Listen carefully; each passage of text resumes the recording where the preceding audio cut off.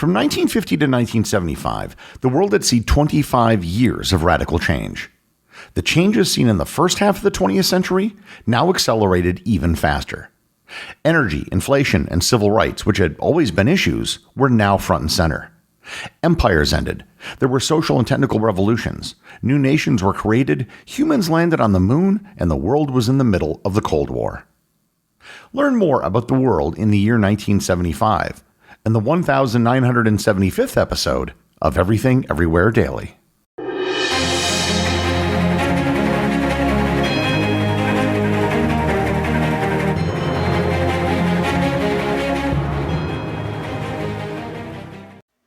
This episode is sponsored by Aura Frames. If you aren't familiar, Aura Frames are digital photo frames that are incredibly easy to use. You just download the Aura app and connect the frame to Wi-Fi.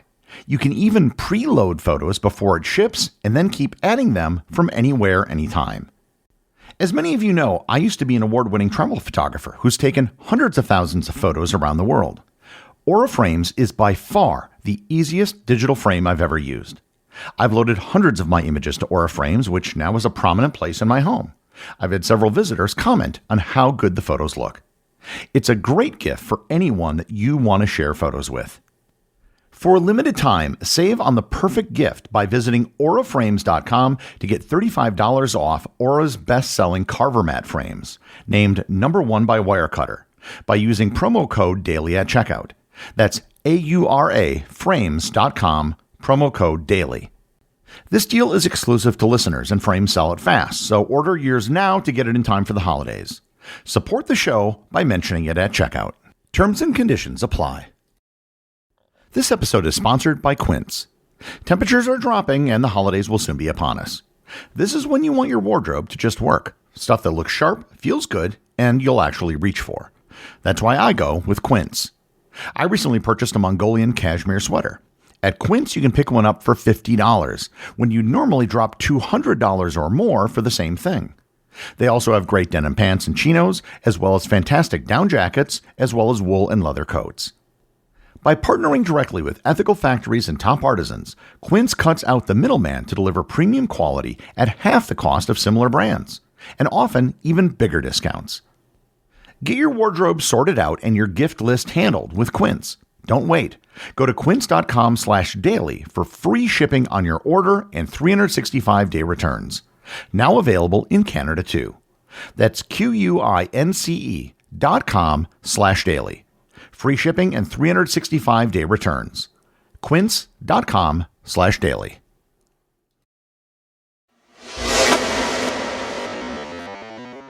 We last took an assessment of the state of the world 25 episodes ago in the year 1950. And since then, a great deal has changed. In 1950, the world was only 5 years removed from the Second World War and just beginning the Cold War. Western Europe and Japan were still physically and economically scarred. Colonial empires in Asia and Africa were largely intact. The global population was about 2.5 billion people, and most people on Earth lived in poor rural societies with short life expectancies, limited education, and little access to modern technology. By 1975, just a quarter century later, the map of power, wealth, and daily life had been totally transformed. The period from 1950 to 1975 is a story of decolonization, Cold War rivalries, economic growth, technical revolutions, and sweeping societal and demographic changes. Politically, the world of 1975 was dominated by the Cold War and the rivalry between the United States and the Soviet Union. But that rivalry had evolved. In 1950, the Cold War was still in its early hard-edged phase, with the Berlin blockade freshly resolved and the Korean War about to erupt. Over the following decades, both superpowers built globe-spanning alliances. NATO and the U.S. security system extended from Western Europe to Japan, South Korea, and various anti-communist regimes around the world. The Soviets consolidated control in Eastern Europe, forged the Warsaw Pact, and supported revolutionary movements from Vietnam to Angola. Crises like the Berlin standoffs, the Cuban Missile Crisis, and the war in Vietnam showed how dangerous this confrontation could be, with nuclear weapons always lurking in the background. By the early 1970s, the tone had shifted towards détente. The 1972 SALT I agreement put the first limits on nuclear weapons proliferation, and the Helsinki Final Act of 1975 ratified Europe's post-war borders and established a framework for security, cooperation, and human rights. At the same time, the rigid two-camp structure of the early Cold War had fractured. One of the most important political changes since 1950 was the emergence of a large bloc of newly independent states in Africa, Asia, and the Caribbean. In 1950, most of Africa was still under European rule. The Middle East was a patchwork of recent and older mandates, and European influence remained strong in South and Southeast Asia. India, Pakistan, and Indonesia were already independent by 1950. But over the next 25 years, decolonization swept the world. Ghana, Nigeria, Algeria, Kenya, and dozens of other countries went from colonies to fully independent nations. Violent struggles like the wars in Algeria, Vietnam, and the Portuguese colonies often accompanied the decolonization process. By 1975, European colonial empires in Africa and Asia had largely been dismantled, with the notable exception of the white majority regime in Rhodesia and apartheid South Africa. Newly independent countries sought to assert autonomy through the non-aligned movement, trying to avoid strict alignment with either Washington or Moscow. However, in practice, the superpowers still competed vigorously for influence in the Third World. The Soviet Union saw the death of Joseph Stalin in 1953 and the subsequent denunciation of Stalinism by Nikita Khrushchev. Khrushchev was subsequently removed from power in 1964 and was replaced by Leonid Brezhnev, who was the Soviet leader as of 1975. The United States suffered its own political turmoil. After 8 years of President Dwight Eisenhower, his successor, John Kennedy, was assassinated in 1963. His vice president, Lyndon Johnson, was elected in 1964, but then declined to run in 1968, given the struggles he was facing in Vietnam. The presidency then passed to Richard Nixon, who became the first and only president in history to resign from office. His vice president, Gerald Ford, initially advanced to the job when Nixon's original vice president, Spiro Agnew, resigned. So when Ford became president, he was the first and only person to serve as president of the United States who was never elected on a presidential ticket. China also had significant changes between 1950 and 1975. In 1950, the People's Republic of China had just been proclaimed following the communist victory in the Civil War. It was aligned with the Soviet Union and isolated from Western institutions.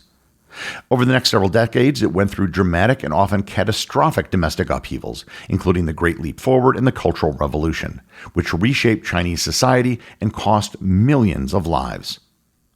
Geopolitically, the Sino-Soviet alliance deteriorated into a bitter rivalry, creating a triangular balance amongst Washington, Moscow, and Beijing. By the early 1970s, the United States began a rapprochement with China, symbolized by Nixon's 1972 visit, and in 1971, the PRC took China's seat at the United Nations from Taiwan. In Europe, the political landscape was also changed significantly. Western Europe in 1950 was a set of recovering nation-states dependent upon American aid. Over the next 25 years, European integration advanced through the formation of the European Coal and Steel Community, the Common Market, and eventually the European Economic Community, which by 1975 included not just the original 6 members, but also Britain, Ireland, and Denmark. In Eastern Europe, communist regimes backed by the Soviet Union were consolidated, and efforts to reform or liberalize, such as Hungary in 1956 or Czechoslovakia in 1968, were crushed by Soviet military intervention. In the Middle East and North Africa, the collapse of colonial rule and the Arab-Israeli conflict rearranged the political landscape. The creation of Israel in 1948 was followed by wars in 1948, 1956, 1967, and 1973, which produced cycles of refugees, border changes, and superpower involvement. Egypt moved from monarchy to nationalist republic, flirted with the Soviet Union, and then under Anwar Sadat shifted towards the United States after the 1973 war.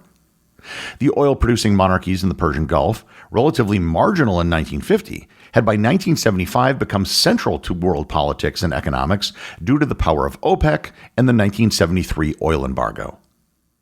Latin America in 1950 was already nominally independent, but the political story from then to 1975 was one of recurrent coups, revolutions, and United States influence. The Cuban Revolution of 1959 created the first communist state in the Americas outside the Soviet orbit. It became a focal point of Cold War tensions, including the Bay of Pigs and the Cuban Missile Crisis. Elsewhere, military governments came to power in Brazil, Argentina, Chile, and other countries, often with explicit anti-communist justification and varying degrees of U.S. support. Revolutionary movements and guerrilla warfare grew in places like Central America. Economically, the world experienced unprecedented growth between 1950 and 1975, followed by a shock at the end of the period. In 1950, large parts of Europe and Asia were still in ruins, and many countries relied on agriculture and primary commodity exports. The subsequent quarter century saw rapid development in the industrialized world. Western Europe and Japan, aided by American capital and technology, rebuilt and then surpassed pre-war output. Mass production, rising productivity, and expanding welfare states produced high growth rates, low unemployment, and rising living standards. The United States, already an economic giant in 1950, maintained its leadership in technology, finance, and trade, though by the 1970s it faced greater competition from Europe and Japan. Internationally, the Bretton Woods system of fixed exchange rates created in the 1940s underpinned the post-war world economic order. The International Monetary Fund, the World Bank, and the General Agreement on Tariffs and Trade all facilitated global economic activity between countries. Over time, however, pressures built up as U.S. inflation rose and other countries accumulated dollars.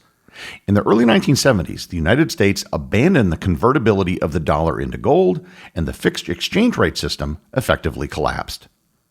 A few years later, in a secret deal, Saudi Arabia and the United States agreed to price oil in dollars, ushering in the petrodollar regime. The 1973 oil crisis marked a turning point in the global economy.